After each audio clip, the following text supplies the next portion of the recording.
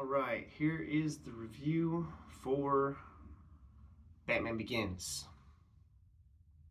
Now, this came out in 2005, directed by Christopher Nolan, starring Christian Bale as Batman, Bruce Wayne.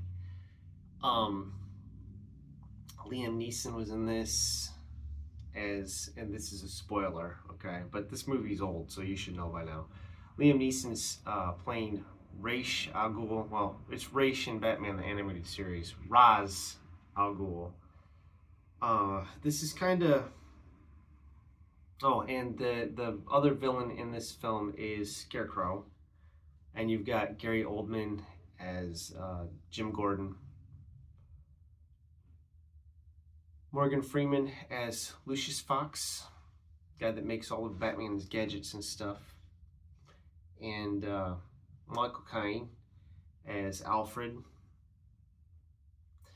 But when this came out back in 2005, I didn't know it was coming out. I had no idea that they were even making another Batman movie. Batman was kind of on hiatus since George Clooney's disastrous appearance in Batman and Robin. After Joel Schumacher took over, the Batman franchise kind of went downhill. But yeah, I was something of a Batman fan. I wasn't real big into the comics. I read a comic here or there. I guess the biggest series that I would have read that I was kind of into at the time would have been Nightfall, which came out in the 90s. That was the first appearance of Bane. So, yeah. When this came out, like I said, I didn't have any idea that it was coming out. It was just, I was walking to the movie theater just to check what was playing. I think it was in Pensacola, Florida at the time. And looked up on the marquee and saw, what? The Batman Begins. There's a new Batman movie? So I ended up going in, watching it. And I really liked this movie. So much so that I turned right back around and watched it a second time. And I think I ended up watching this 4 or 5 times at the movie theater. I went back I think a couple weeks later when I got back when I got back home and watched it. So yeah, this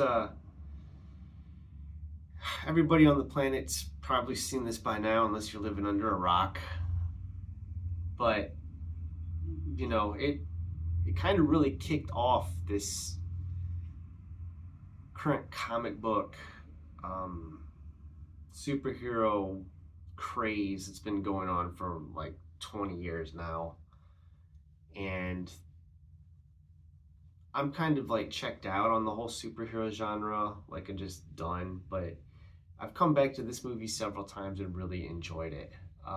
It's just the whole idea of Batman getting started out, being trained by the League of Shadows, and there's this whole thing about fear, overcoming your fear, and using fear to intimidate, people.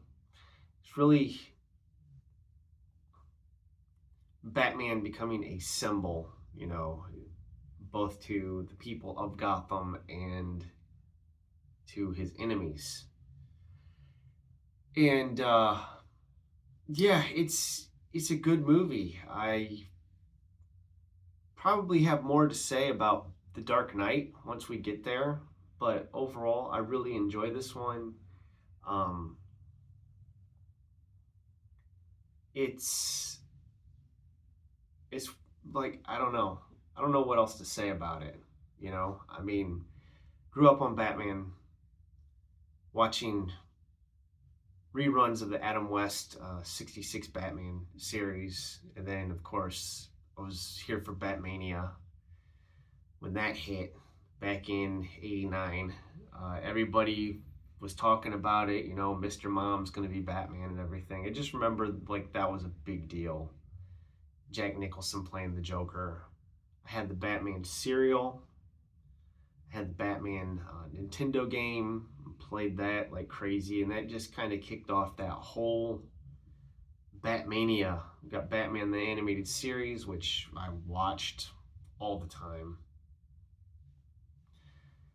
So I think this holds up quite well. I think this is a really good movie. There are some gripes I have with it.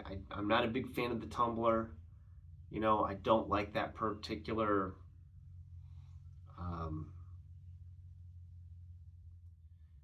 Batmobile, because they don't even call it the Batmobile. They call it the Tumbler, and it looks more like a tank. It looks like something from Frank Miller's Dark Knight Returns, rather than a proper Batmobile. So the Tumbler's probably my least favorite of any of Batman's vehicles that we've seen on screen.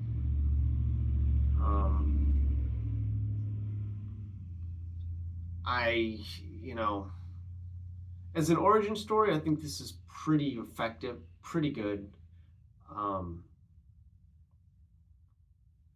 don't know if I would say it's as good as Superman 78. I still think that, like, in my opinion, my favorite superhero movie of all time is the 1978 Superman with Christopher Reeve.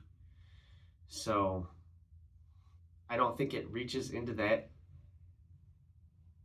category for me, but it's really good. It's really good. So I guess that's it. I'm gonna leave it there. I will give you a short little preview for The Dark Knight, which is a sequel to this, which I did see at the movie theater as well. I've only ever seen that movie one other time.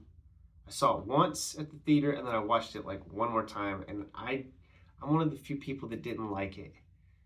I didn't like that movie, so we'll see how my opinion on that changes. I'll watch it again with a fresh set of eyes. And I think it's probably been about 10 years since I watched it, so yeah, we'll see how I feel about it since I'm older and going into it fresh after having not watched it in so long, So, all right, that's it. Thank you for watching, and tune in tomorrow. Well, I'm not going to do that because I'm not going to have a review up tomorrow. But yeah, thanks for watching. Have a wonderful day.